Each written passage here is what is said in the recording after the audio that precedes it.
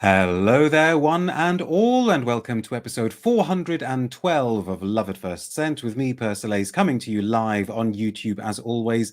We've got an interview today, and I want to just get straight into it because I want to maximize the time that we have with our interview subject. He is no stranger to this channel. He's been very, very generous in giving his time to me and to all of you on this channel before, but I feel like it's been a little while now since we've had him to talk about specifically his work on the brand. We had him a few months ago for our masterclass series, but that had a very, very specific agenda and a very specific focus.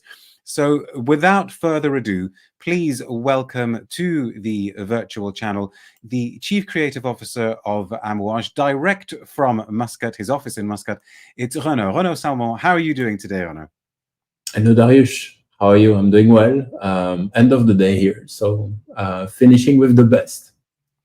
Oh, that's very, very sweet. And actually, a very special thank you to you for sticking around in the office. But I also feel I need to give a super special thank you to Ilias, who wrote, "Let's go, hi, everyone." But I know from a comment that he left earlier, but that because of where he's based in the world, it's 2 a.m. for him. So, Ilya, if you're still around and you're still suffering, not suffering, but still benefiting from the effects of the caffeine, thank you very much for sticking around, and I'm sure we will be able to make the hour or so worth your time. Lots and lots of comments are coming through already. Oh, Elias has actually written to say, "Hi from Melbourne, got my first Amouage last week because of this fine and kind young man." I think he means you. Elias, you have to tell us which one did you get? You need to tell us which one you got. There are going to be so many questions. So many of you have sent questions through already. I will try to get as many of them in as possible, but I know that we will not be able to get every single one in. But we also have a kind of main focus for this discussion, even though I'm sure we'll branch off into other areas, Renaud. And I wanted at least the initial focus, the main focus, to be on the two new exceptional extraits that I think have just come out. I believe that they are at the moment exclusive to Dubai duty free, but they will go on to wider release in due course.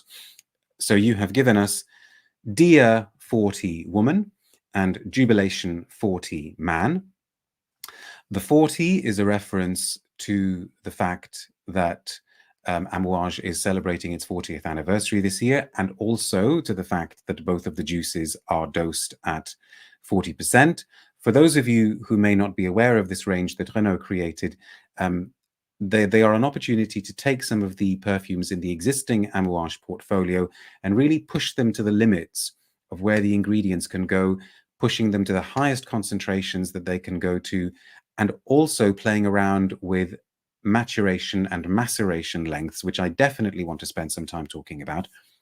But I want us to start with Jubilation, if we can. Jubilation XXV, Jubilation 25 in Roman numerals, was originally composed by Bertrand Duchaufour, and so is Jubilation 40. And I think I'm right in saying, Renaud, that when you approached Bertrand with this idea, you had never met him before. So what was that initial meeting like? And when you met him, did you know straight away that it was going to be to talk about this particular project with him?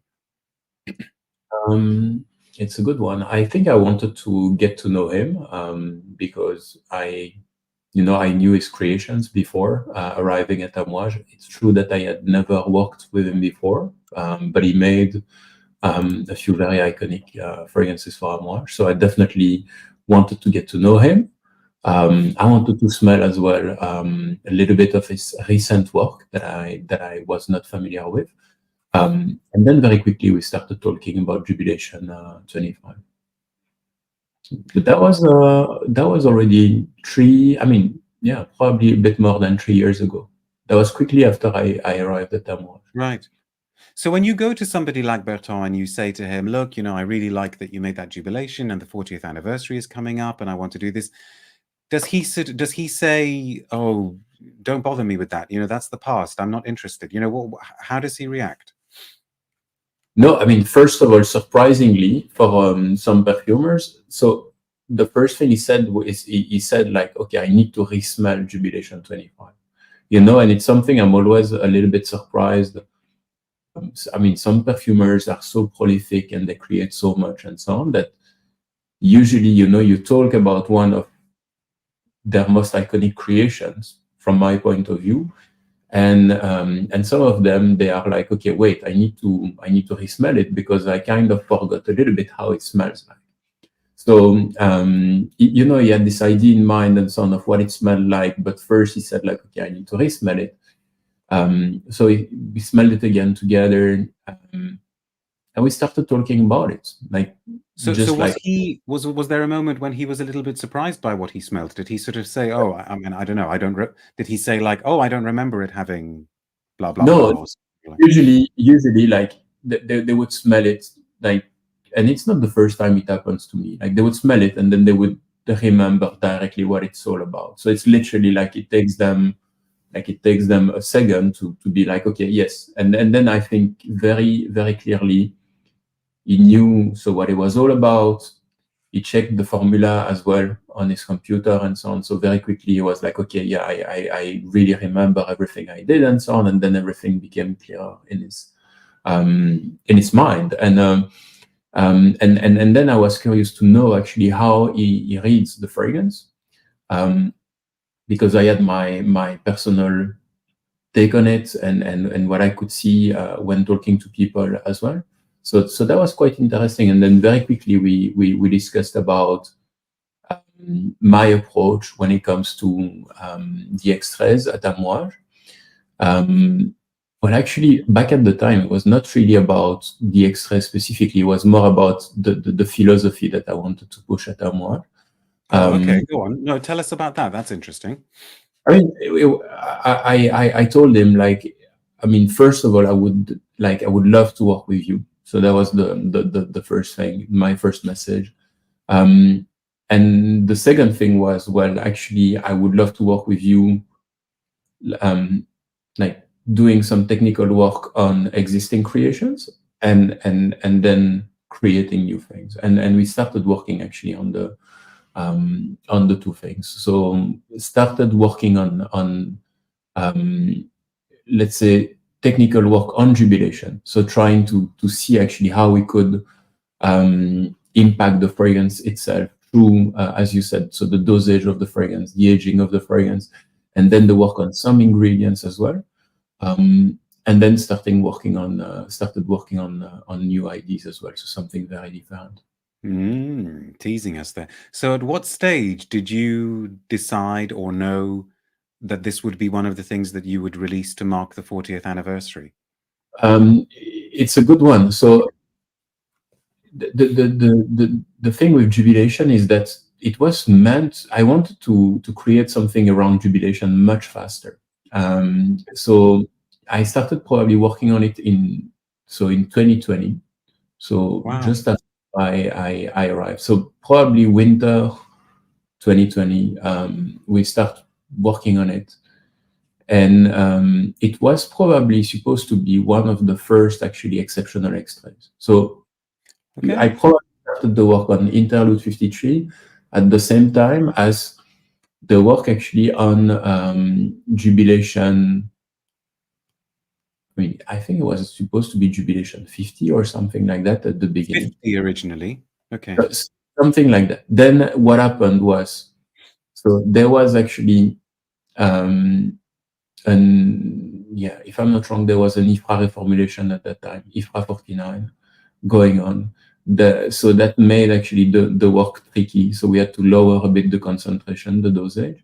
And then the fragrance was just not working at the higher dosage. Can you remember which material was the problem? Or maybe it was more than one, I don't know. No, it was more than one. And now it's the Norlin Banal, but that's for IFRA 51. So I'm not sure, actually. Well, don't worry, because actually I've just seen somebody's asked a question about IFRA, so maybe we'll get to that. So then the kind of stars aligned and you thought, aha, maybe 40 would be a good number. Is that how it happened? Or yeah, I mean, we knew that you had to if we wanted to keep the formula, we could not work at such a high dosage. So we had to work at a lower dosage.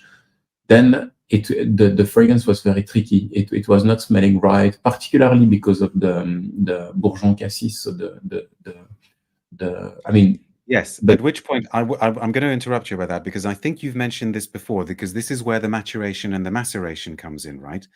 correct. Am I right? Am I right?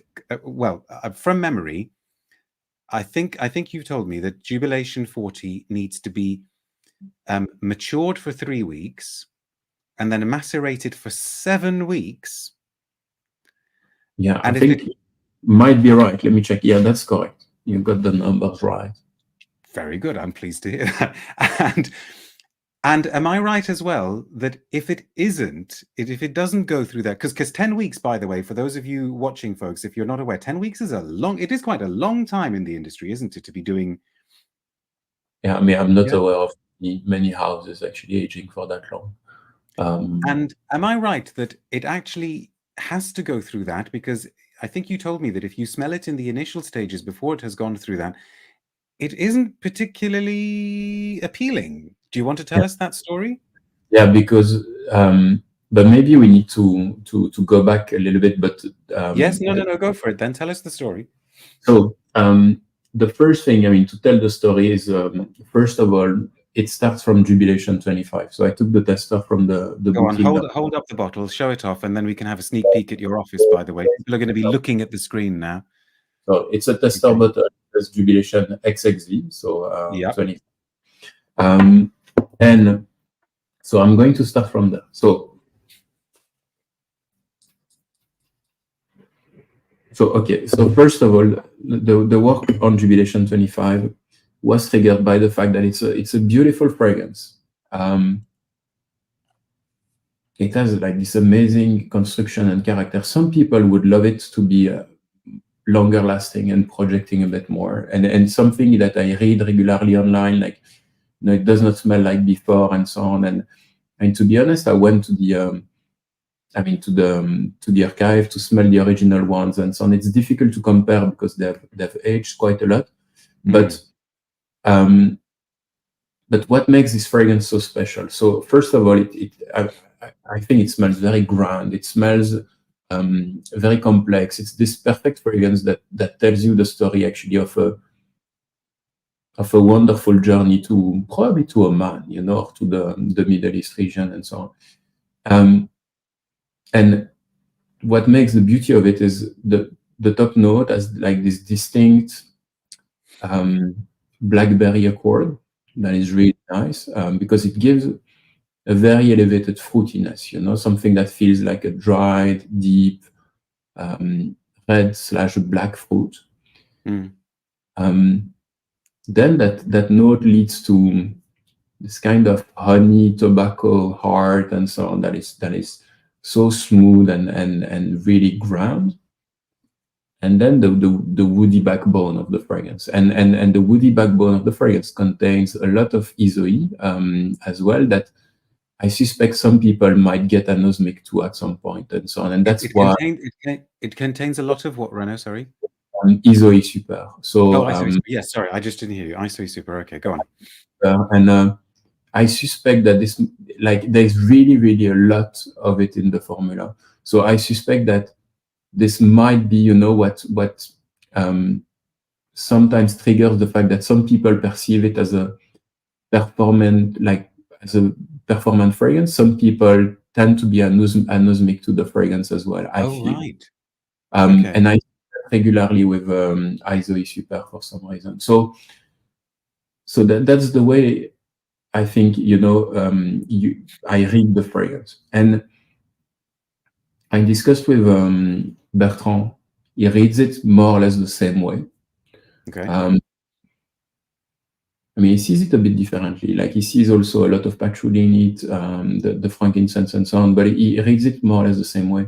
And we said, okay, we want to do, you know, a fuller and bigger version of it that is going to keep those 3 blocks. So the blackberry note, the honey aspect of the fragrance, and then the woods. But you know, Darius, that when you increase the concentration, so for information, Jubilation 25 is at I'm just going to check to be sure I'm not saying something wrong. 20% concentration. Which is already pretty high. A lot of brands would call 20% an extra, wouldn't they? I mean, or at least it's on the it's on the generous side of the eau de parfum. And so if you double the concentration, or if you more than double the concentration, because back at the time the intention was really to go quite high. Sure.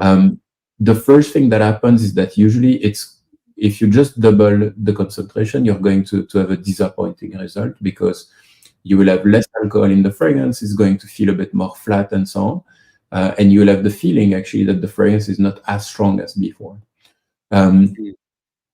which goes against the intention of actually making it bigger. So we knew that we had to change the formula, because just dialing up the concentration and aging the fragrance would not be enough. Sure.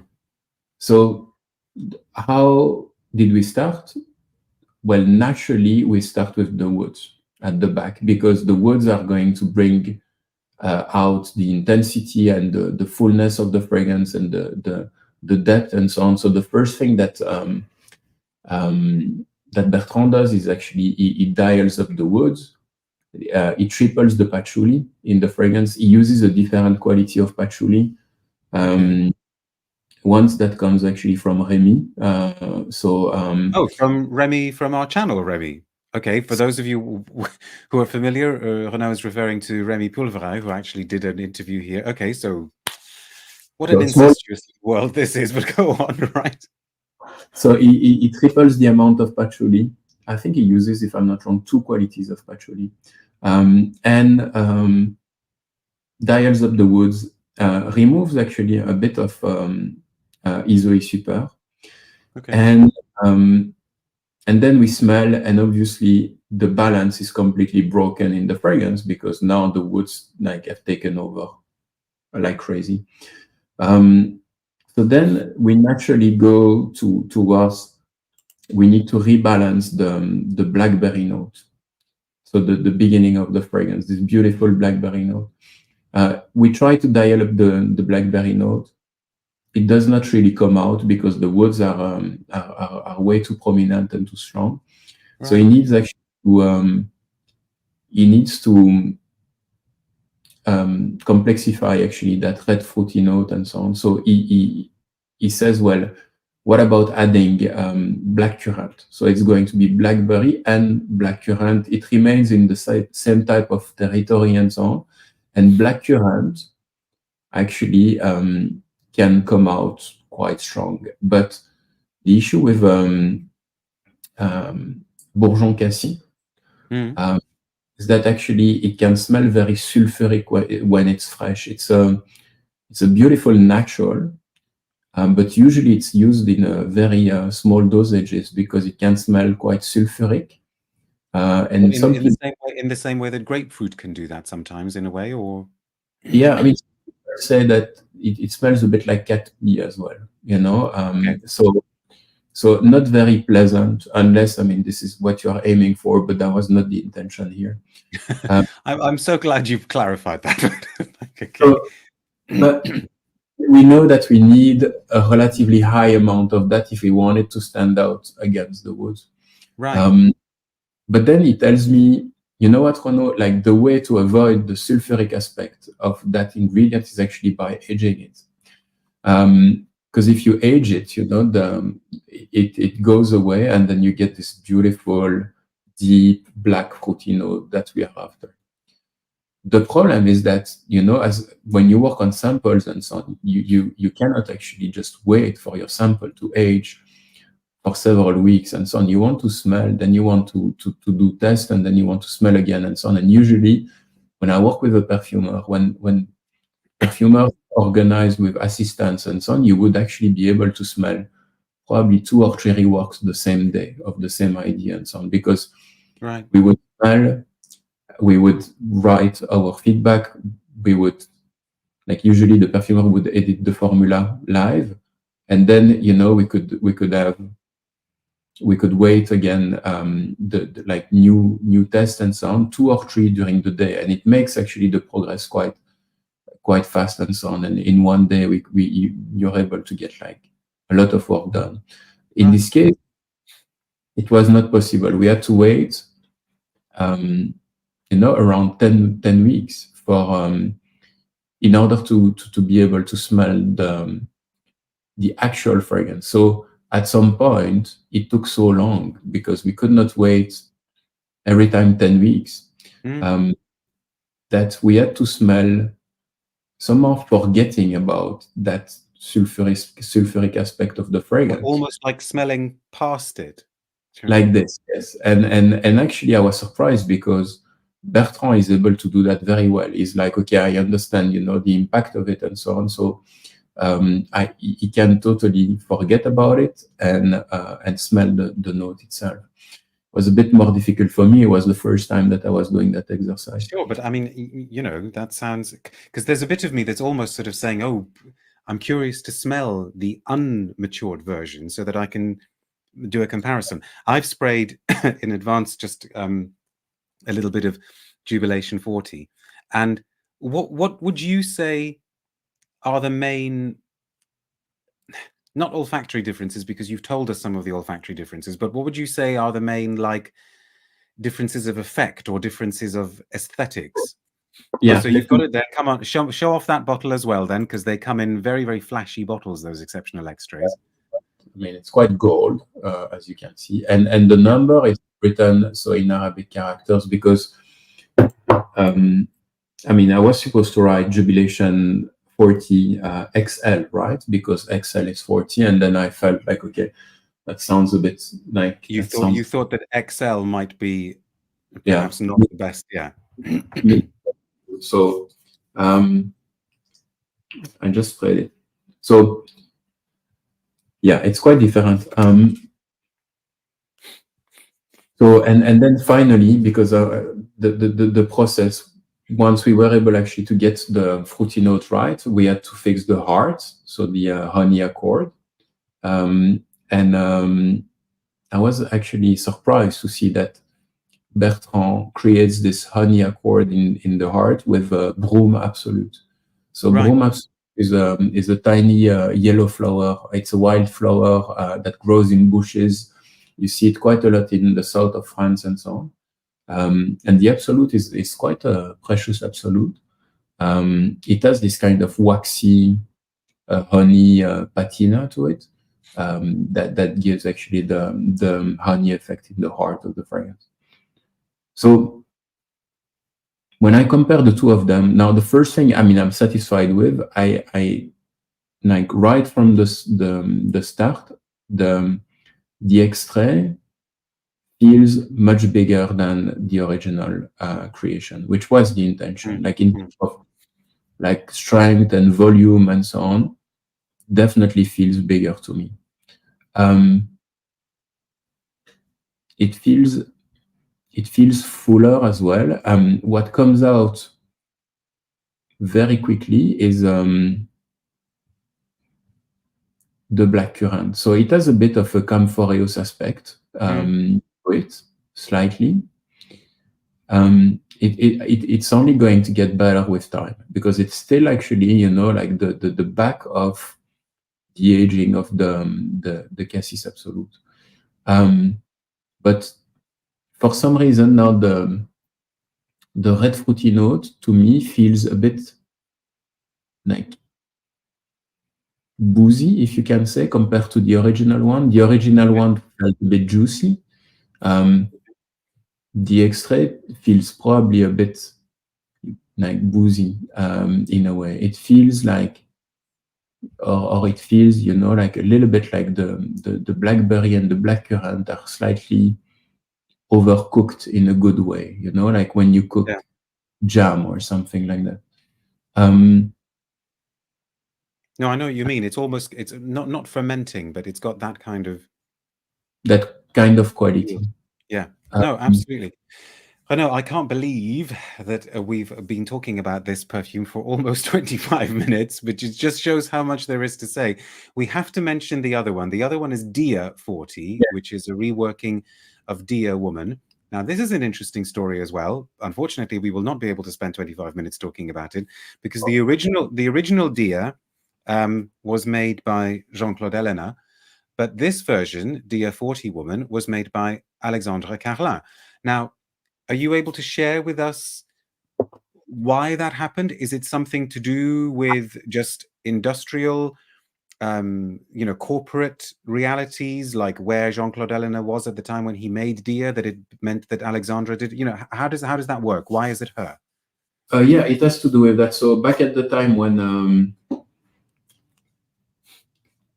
Jean-Claude Elena actually created Dia, he was at so I want to make sure that I get it right, but he was at a company that got acquired by Symrise today. And today, Alexandra Carlin works at Symrise.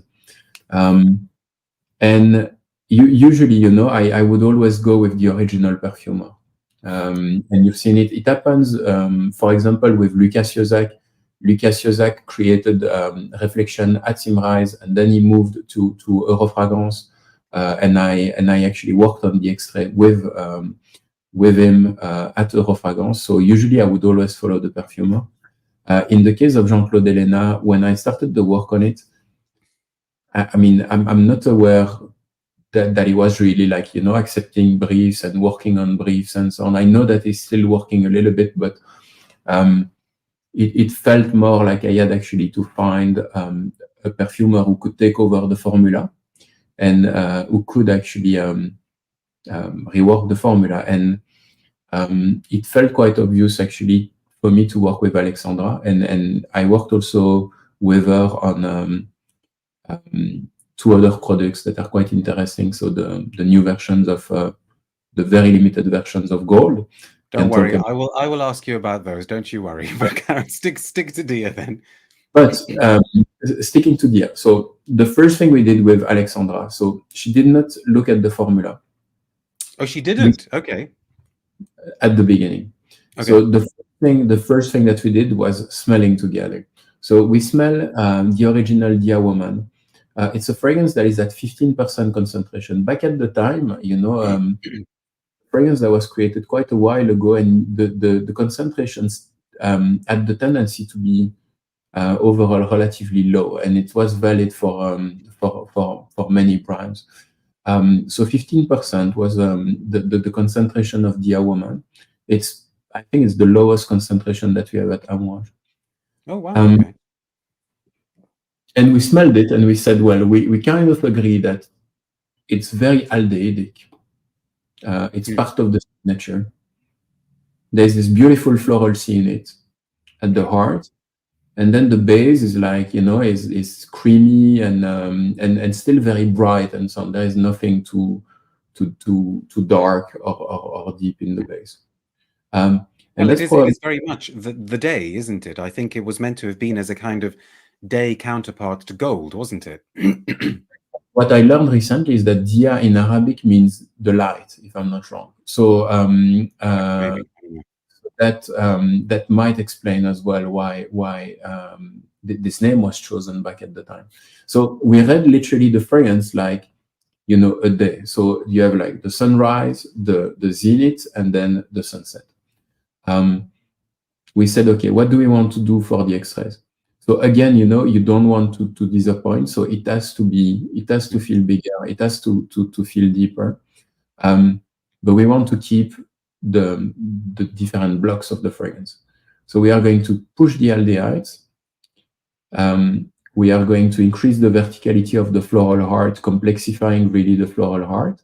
And then I think the base of it could be a bit deeper and could be, this mix of beautiful creaminess coming from sandalwood and so on, but also pushing a little bit the ambery base, because it feels quite logical that an extrait would feel probably slightly more ambery than the original eau de parfum.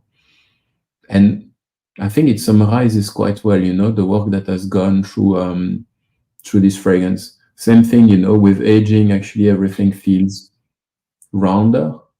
And for me, I would say that I perceive Jubilation 40 as relatively different from Jubilation 25. Okay. For me, Dia 40 is more in the continuity of the original Dia. So a little bit the same as probably Interlude 53 and Interlude. For me, it's Okay. quite similar in terms of approach.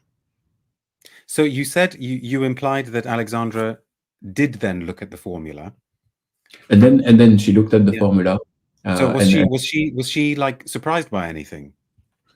I don't think so. No, I mean, she was like, it's very clear. Like there is no weird, like weird drawers in the formula and so on. Because sometimes when a perfumer opens the formula from another perfumer and so on, you realize that each perfumer has sometimes like its own way to work on fragrances and so on. Sometimes working with existing bases and so on, then it creates drawers that the perfumer need to open and so on. And some formulas are not super clean, but what I understood is that this one was quite clean and quite easy for her to understand.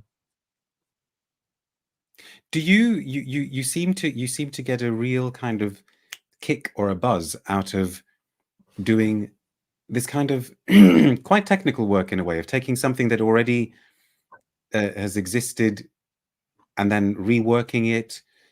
On some level, do you almost enjoy that more than making new perfumes?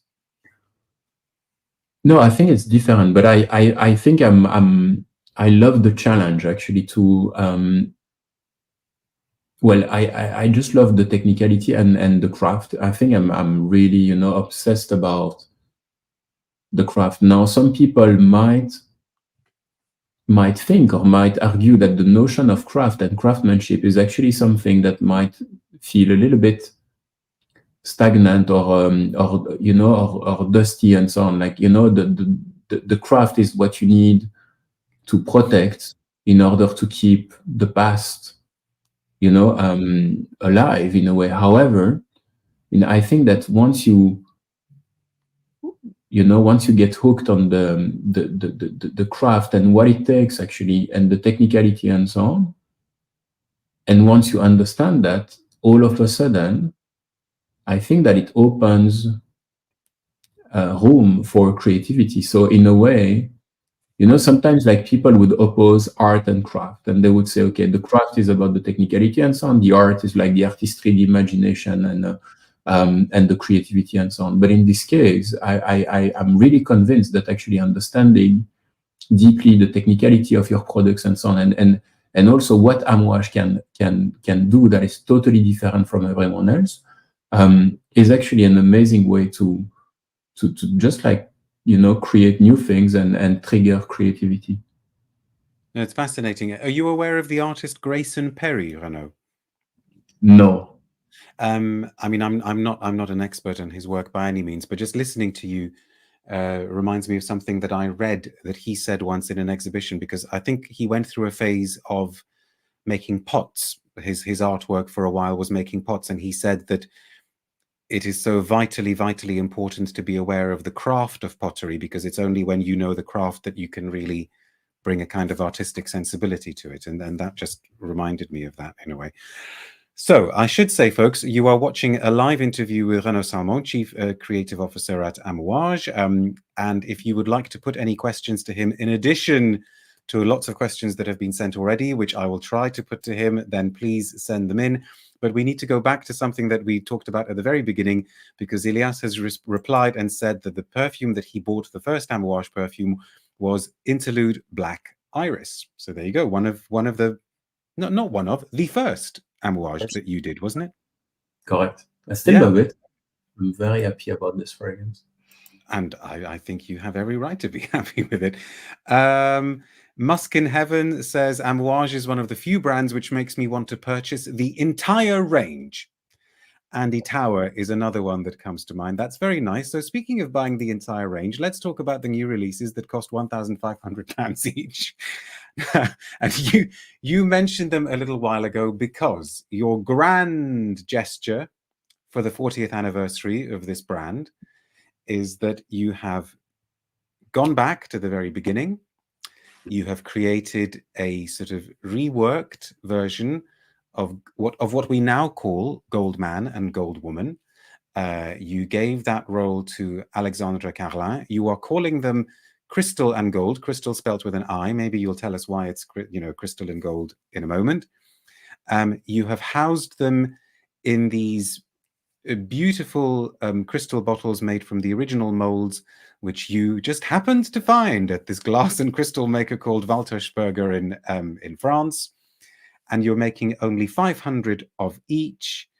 And I'm sure we could spend ages and ages talking about it. But I guess my first question to you about it is, there is a really, really watchable and enjoyable short film that has been made, which all of you can watch on Amouage's social media channels. I think it's on the Instagram channel, and it shows you going to this glassmaker in France. I believe it's in northern France, and just finding the mold and discovering the mold. So I'm almost don't want to ask this, because I don't want you necessarily to shatter our illusions, but did it really happen like that? Did you not know that the mold would be there when you went there? No, actually, it really happened like that. So the idea when I originally went there was actually to find back the drawings of the mold. Oh, you just wanted to find the drawings?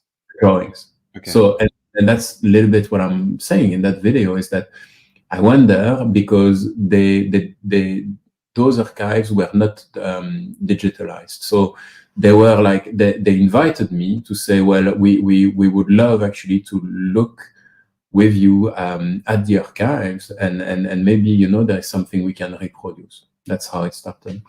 So I went there, and so Renaud, sorry to interrupt. Can't you just email these people or phone them? Why do you have to go there to ask if they... literally, they live. I mean, they live in their craft. Like, okay. Some of those people just love to see like human beings and so on, and they love also to show what they do best. So I went there. That was my first time actually in that glass factory that happens to do crystal twice a year, because the production of crystal is something quite complex. So you don't produce crystal every day. And we find the sketches and the plans and so on. Then there is this gentleman. His name is I think his name is Marcel, if I'm not wrong. And he is like, he has been there forever and so on. And he says, well, but I mean, we might still have those molds, like literally, we might still have the mold. So he shows me around, and we go to this room that has like all of the old molds of, I mean, super iconic fragrances. Like I remember like the first mold I see on my right is like the mold of the old Féminité du Bois at Shiseido. Like literally, I recognize the shape. Yes, I think you posted that on your Instagram as well, I think, at some point. And I'm like, okay, this is great. Like I'm in the right place and so on. And then he checks like the number that is indicated on the plans. And then actually we arrive at the right place, and we open the mold. And there, like I see the negative of the bottle covered in some kind of wax or grease. And it's like, okay, like, and obviously I'm like, okay, this is amazing and so on. I start taking pictures. Then I realized, but wait, I mean, if I see those molds, maybe we can still use them actually. And it sounds a bit like, like a fake story, but it's not a fake story at all. So I asked him, yeah, do you think there is a way to use them and so on? And then he says, actually, well, I can check. So he starts cleaning the mold. Then we do a first test, like very quickly. And we see that everything is a bit too soft and so on. So he needs actually, it took 1 week to rework the engraving and so on, so carefully. And then we were able to reuse the molds. The trick of the story is that actually, and I can show one of the, so this is one of them. I'll be careful. Now you really are just teasing us, Mr. Ambassador. What is it? What are you going to show us? Go on. So let me show you the beauty of it, because so I don't know if you remember, but back at the time, Amouage was putting notes in the products with the name of the employee that had. Yes, I do. Yeah. So I brought it back as well because I found that quite lovely. This Oh, is wow. actually how it comes out. And what I wanted to say is that, I mean, it's a good thing to have the crystal mold. However, those metallic accessories that are gold plated actually Gosh. still need to be produced, and we could not find those molds, and it was definitely not the same supplier as the crystal maker. So Oh, I actually, see. Okay. we had to scan the original accessories, scan them in 3D in order to reproduce molds, in order to reproduce those bottles again. It is fascinating, all of this behind the scenes work. And of course, it's crystal and gold, because back before these fragrances that we now call Gold Man and Gold Woman, they weren't called that at all, were they? They were crystal and gold, right? Correct. So the very first product, and that's why we say that those are the very first crystal products from Amouage. Very first product came in a silver cask made by the House of Aspreys. Yes, And yes, yes. those products were called Amouage Ladies and Gentlemen. So they were called Amouage. The Amouage was not meant to be a brand. It was actually a fragrance that was gifted by His late Majesty Sultan Qaboos. Then actually the bottles transitioned to the crystal bottles, and the name became Amouage Crystal and Gold because it was gold and crystal. And then once the bottles were not made out of crystal anymore, the word crystal dropped, and then we have what we have today. Gold. So Amouage Gold. Yeah. Okay, okay. Gosh, and I noticed that in that very same video that I mentioned, Alexandra Carlin pops up again, and she talks about the fact that she used this as an opportunity to use some slightly different qualities of materials. And I think she mentions a particular type of jasmine that she uses. Are you able to tell us a little bit about that? You know, what are some of the things in these perfumes that, you know, lifts them up to a different level? So it's super interesting because one question that people ask me on social media and so on is how that fragrance in the gold in the crystal and gold bottles, how is that fragrance different from the current gold man or the Which is parfum? a very, very natural question to ask. Yes, if you want, yeah. Try to explain. So first of all, the thing that we need to keep in mind is that the current gold man and gold woman eau de parfum that you find in the regular bottles today in the shops are the result of 6 or 7 reformulations. So Okay, tell us more. I'm quite transparent about it, but over like the 40 years of history at Amouage, Gold Man and Woman have been reformulated 6 or 7 times. I'm not sure about exactly 6 or 7. Okay. It's quite normal. Most of the fragrances get reformulated, and particularly the old fragrances that contain a lot of natural flowers and animalic ingredients. Quite normal.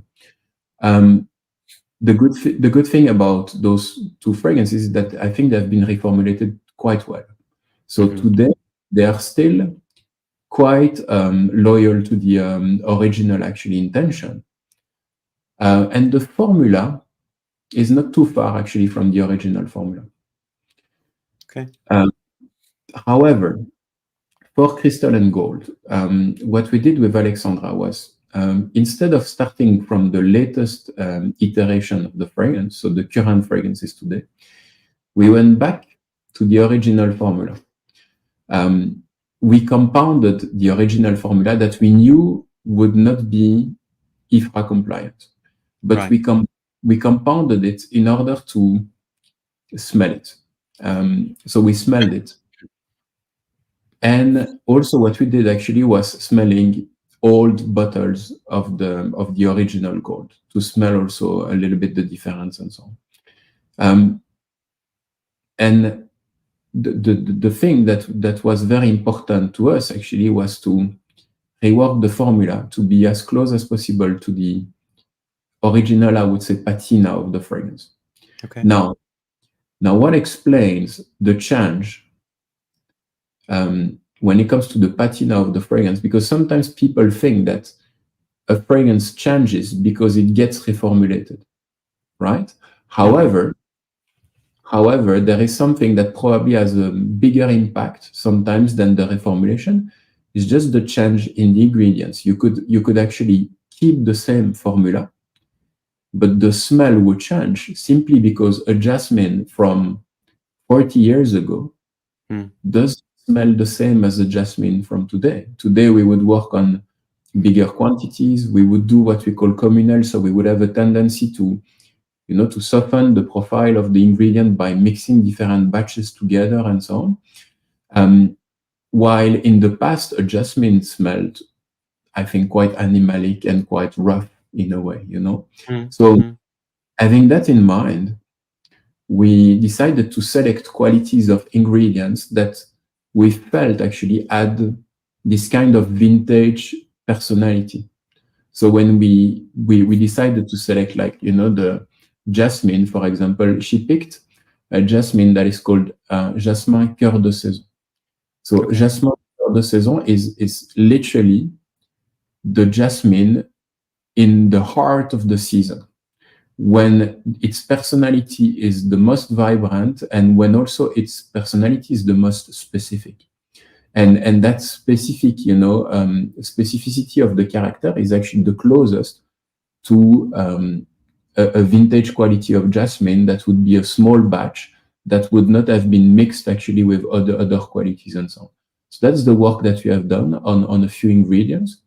And ultimately, I mean, that's what explains also what makes the fragrance different from the one you find in the current regular bottles, while at the same time the formula is not that different. Right. Does that make sense?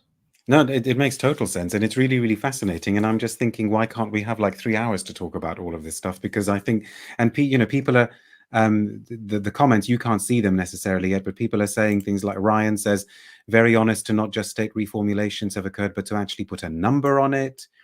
And who was it? I saw, Eco Jock saying, I love how Monsieur Salmon insists on being accurate with the information he conveys.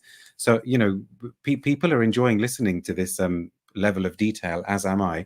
But it would be really, really rude of me to not take some questions, because so many people sent questions in. But let's try and kind of do these as rapid fire questions. Are you okay for time, by the way, Renaud? I didn't ask you at the beginning. Are you okay to stick around a little bit? Because I realize it's like time for you to go home soon, isn't it, from your office? So, very, very quickly then, let's have some quick answers to these. This is from Musa6388, who says, would you bring back Beloved Man? You need to answer faster than that, Renaud. It's gone. So just one thing that that people need to be aware of. So recently we changed the Amouage website.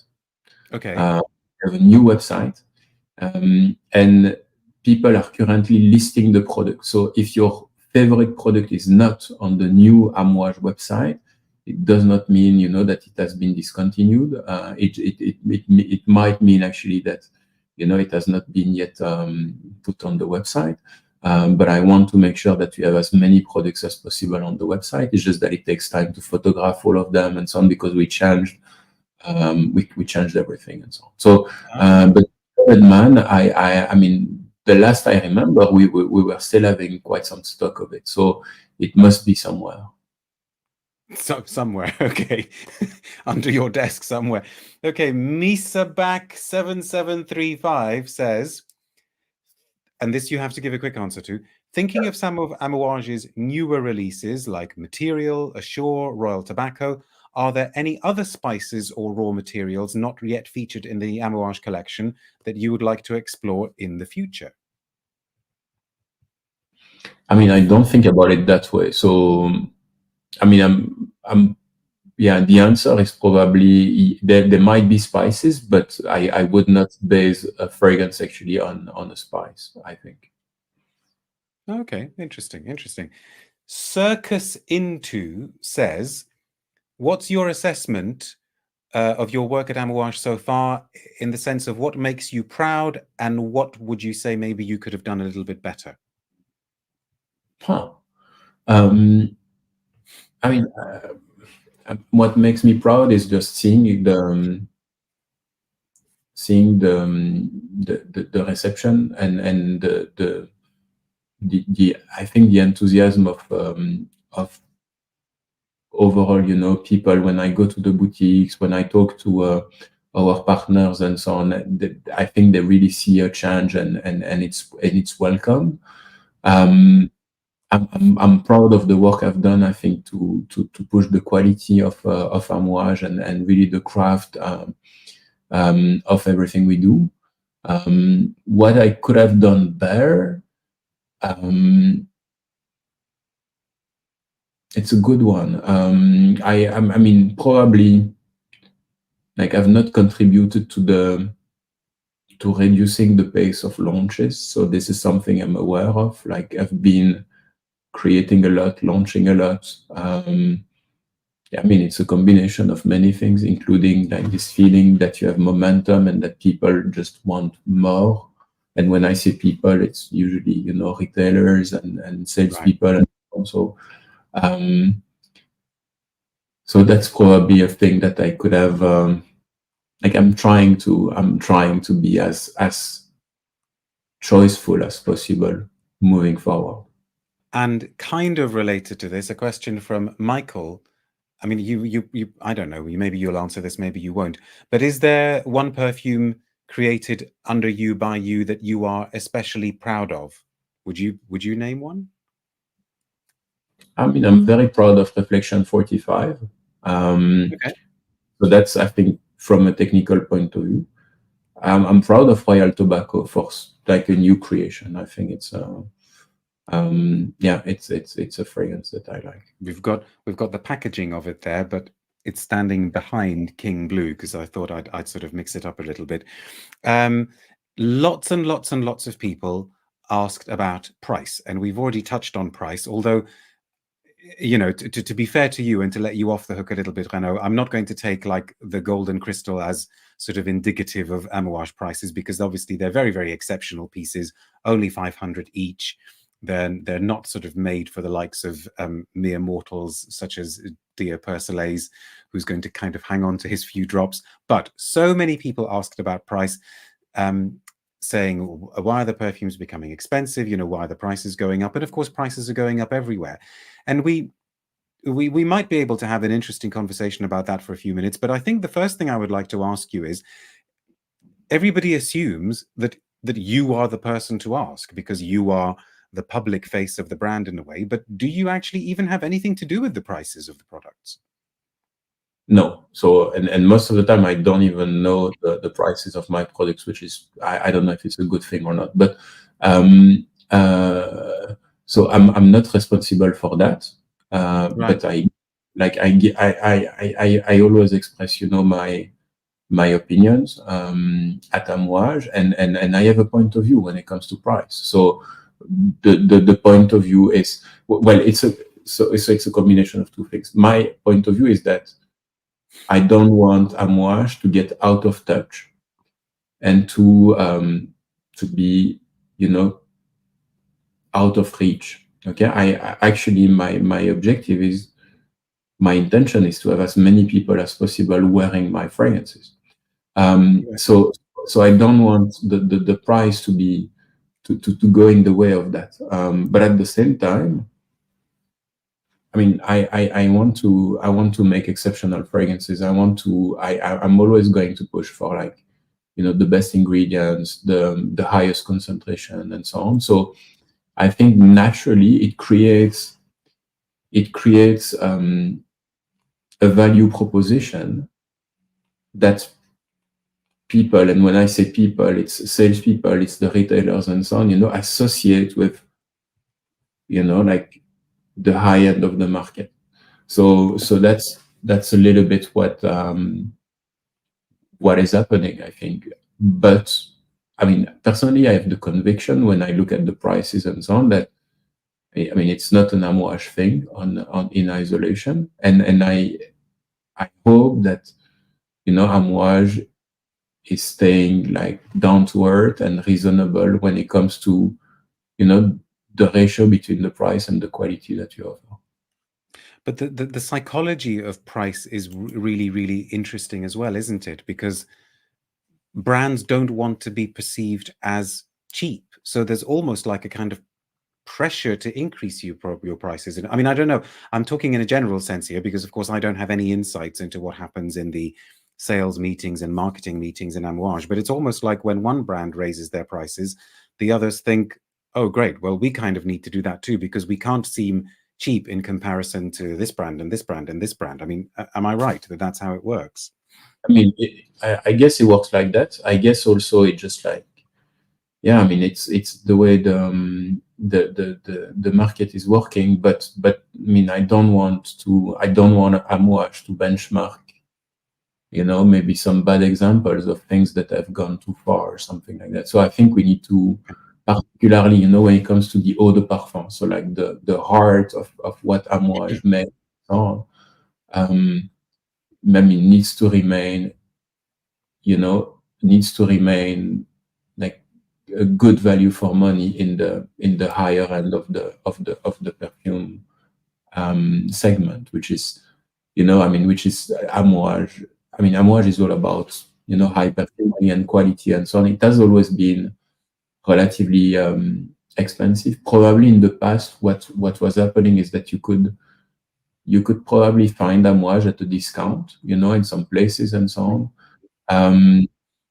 And I've seen also some people asking us and asking me, like, are you doing, discounts or deals for Black Friday or Cyber Monday and stuff like that?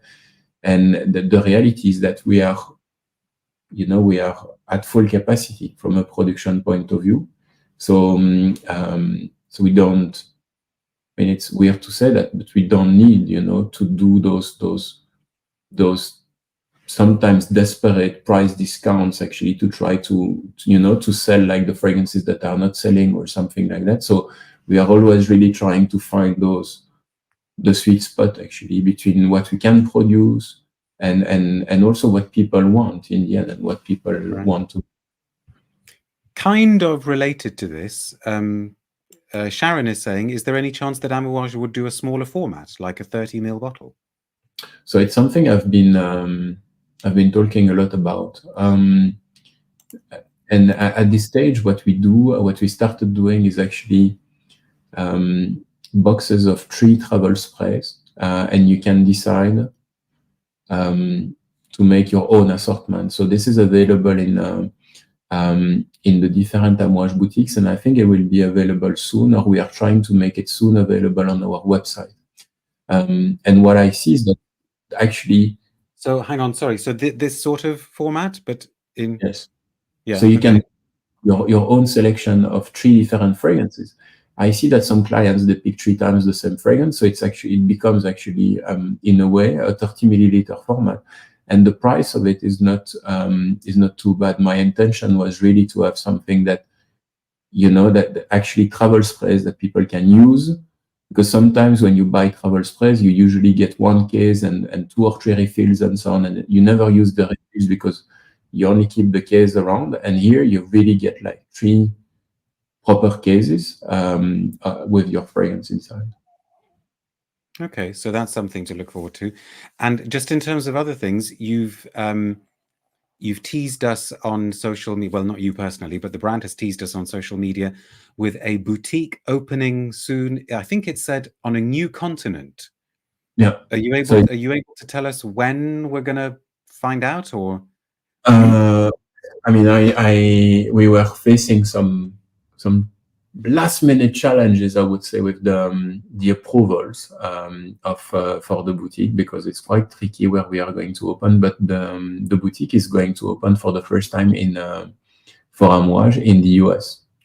So it's quite a big thing for Amouage, because we've never had a proper standalone boutique in the US. And it was supposed. You're not going to tell us anymore. You're not going to say, where are you? I mean, I guess it's not going to be like Chicago or something. we can say that it's on the East Coast. Okay. Okay. Right. Um, it was supposed to open on the 1st of December. I think it's going to be delayed by 1 or 2 weeks. So Amazing. by mid-December, we should have a beautiful boutique over there. And then I think I'm required to fly very quickly afterwards to the other side of the globe because we might open the first Amouage boutique in China as well, which is In China, gosh. yeah. So that's going to be, well, there's one of two cities immediately comes to mind. What's the most popular Amouage perfume in China? Epic Woman. Epic Woman. And interestingly, the second one for a while used to be Memoir Man. Okay. But I think it has been recently replaced by Guidance. Like people in China really, really like Guidance, it seems. But Guidance has done extremely well for you everywhere, hasn't it? Didn't Guidance just win some award yesterday or Friday, I think, from Well, some London-based internet awards or something? I mean, that could be, but yeah, it has been doing very well. It's, I think I can say that it's by far the best-selling Amouage fragrance, like in 2023. Oh gosh, okay, okay. And that was, of course, one of your ones by Quentin Biche, together with Purpose, which we've got here. There's lots and lots of comments here. In fact, somebody saying that they know exactly where the boutique is going to be in America because they've seen the sign at a particular shopping mall. So I guess the information. Check the live chat, people. The information is in the live chat.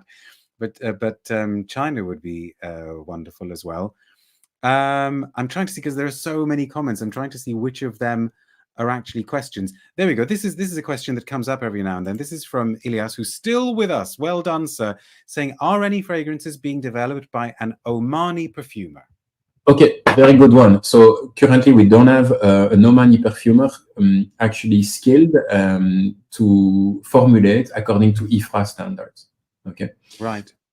So we technically we cannot do it at this stage. However, we had that exact same discussion with the French embassy when French perfumers came to Oman, and we agreed with the French embassy that we are going to try to identify one Omani perfumer who is going to have the chance actually to be trained in perfumery in France in a big perfumery school. So hopefully. Wow.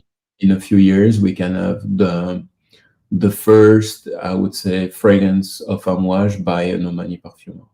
Oh gosh, that would be really, really great, because who knows what kind of cultural references and aesthetics they would be able to bring into it. You could guess from the local attars. So Tribute and so on have been formulated by Omani perfumers. Oh, you need to say that again, because I think I cut you out. So Tribute and what? Homage. They were the two main ones, weren't they? Yeah, Tribute and Homage are the two that were quite iconic actually, and that are still quite iconic because we sell them still in the boutiques in Oman. I know, and if there's the possibility of going to buy them is actually more of a draw than seeing you and spending some time with you. I know, sorry, just being honest there. We've gone over the hour, so I will not take up much more of your time, but I think I'd like to finish with a kind of, sort of looking back and looking forward at the same time note. It's been a very, very busy year for you. I think every single year has been busy for you since you joined Amouage. Lots of releases. We had 4 joining the main range because we had, what was it, Search and Purpose and Guidance and Lineage. We had a new library collection. We've got the two new Exceptional Extraits. We've got Cristal and Gold. If there was something else, I'm sorry, but I've forgotten. I don't know if we had a new Attar this year. No, we had 2 new Attars, didn't we? Yeah. 2 new Attars as well. So lots and lots of stuff. Now that you've been at the brand, for a good length of time, you are totally 100% established. We could completely associate the brand with you and you with the brand. Your style is clear. You've all of the thing, so many of the things that you've done are now, we don't consider them new anymore. You know, we don't consider the logo to be new. We don't consider the packaging to be new. It's just like the Amouage logo, the Amouage packaging. Are you able to articulate or express what you now see as your personal kind of vision or aesthetic philosophy for the brand? What is it that you're trying to achieve and trying to do?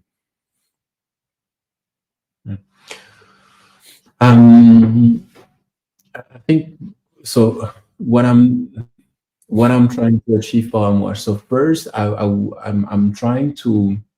I would like Amouage to become really an even more integral part of the cultural landscape in Oman and in perfumery in general. Okay. So I think that's like you know, Amouage should really have a role to play when it comes to the future of the perfumery and how our passion actually is going to evolve and so on. I mean, regularly when I'm, you know, working with my teams and so on, I tell them, if Amouage does not do it, who is going to do it? Like it's a bit of this, you know, like sentence that I think is really important, because I mean, here, you know, everything is a possibility. Like literally, and that's what people keep on telling me, like, Renaud, everything is a possibility. If you want to try something new, you try something new. If you want to push in one direction, you push in one direction. If you want to go crazy on something, you go crazy on something, and so on. Right. And I mean, I think it's my responsibility, because I'm not part of a big corporations where I would have like lots of limitations and so on. Which you have done in the past. That was the earlier part of your career, wasn't it? Definitely, and so I can definitely feel the difference as well. And I think, I mean, it's my responsibility. So that's what I want to. That's what probably I want to push and achieve at Amouage. Is actually, I would love. I mean, the philosophy that I'm trying to push at Amouage, which is a philosophy of, you know, like really like pushing the craft of perfumery, the technicality of perfumery, the transparency about perfumery, about what we do, revealing the concentration, talking about the aging and so on and all of that. So the craft, pushing the aesthetics, like really like the importance actually of elevated aesthetics when it comes to perfumery. And when I say aesthetics, Darius, you know, I'm talking about everything, like just like the way we, and you know it because we work together, like the way we write about perfumery. I mean, you know how important it is to me, like every single word like needs to be the right one and so on. And I think it's again, it's super important to push those aesthetics, because otherwise, you know, we start reading things about perfumery that are just, you know, like not elevated anymore, and everything feels so like cheap in a way. So And inaccurate. And inaccurate. So the craft, the art, and the aesthetic vision, and then I want to push also sustainable ideologies, and I think I've been. I mean, it's probably linked to my profile. You know, I like adventures and so on. We drove across Oman and and then we stopped. But anyway, yeah, that's another story. and we got stuck in the middle of nowhere and so on. But because I think I like those type of things and so on, I push big actually programs like, you know, what we do at Wadidoka, Yes. like what we just talked about, what we want to do with the roses in the mountains and so on, and just like ambitious ideas when it comes also to the manufacture in Muscat and how it could become something much bigger than what it is today. So I think that's what I want to achieve and do at Amouage. And would you say, that's a great answer, by the way, thank you. Would you say that because you're always looking at the future, that's kind of almost what visually brings a kind of Middle Eastern Arabic science fiction element to some of the design? You know, like I haven't seen your new boutique in Dubai yet, in the Dubai Mall, but I've seen images of it, and having seen the boutique in Muscat, I can kind of get a good sense of what the Dubai one looks like. But but they're very science fiction. They're very, very futuristic, aren't they? And I guess I like that that juxtaposition, you know, something that feels very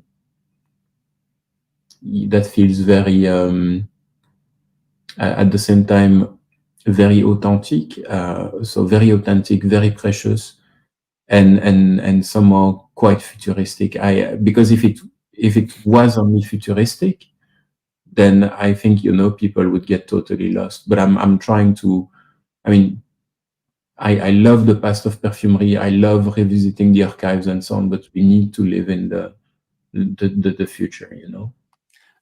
And that's a good note on which for me to first of all apologize and say, Renaud, I've taken up more of your time than I had intended to. So apologies for imposing, but thank you very, very much for your time. As always, thank you very much for taking all of the questions so seriously and for answering them so fully. And thank you all of you for watching. What's this people are saying now?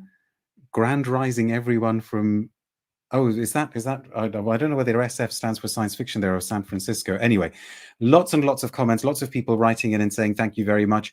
Thank you very much for watching, folks. Stay tuned to social media for information about more lives coming your way soon. But until then, you look after yourself, sir. Don't work too hard because we need you to be in good condition to keep giving us lots and lots of interesting and amazing and beautiful things to smell. Take care, Renaud. Thank you. Thank you, Darius. Thank you, everyone.